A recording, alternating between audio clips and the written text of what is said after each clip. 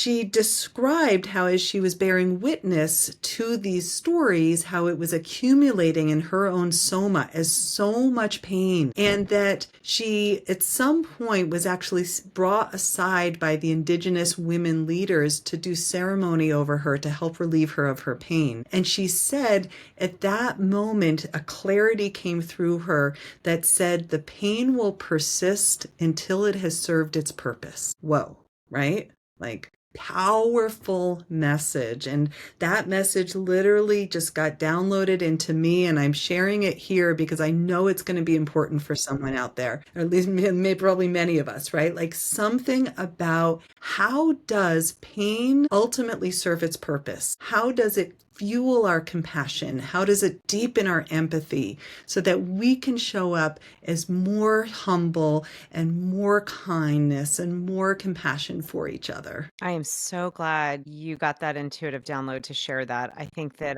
that is really it's a mic drop moment, honestly, that I'm still sitting with it. It's so powerful, right? And I go back to the greater spiritual lesson. If we're all here, you talked about it earlier, that adversity, trauma can be part of it. It's like we are living, at least at this point, it's a world of duality where we have these experiences of really big challenges. And you were saying earlier, even with your mom in utero, things were happening that were blessings and also not. And how do we really recognize? I mean, I'm going even wider lens, but how do we recognize our divinity, the essence of who we are amidst that? And to me, that goes back to the not over identifying with the trauma and I love what you said, the encouraging, empowering. We get to also, we're narrating at all times. What are we narrating from that? So powerful. And that the pain, there's a lesson.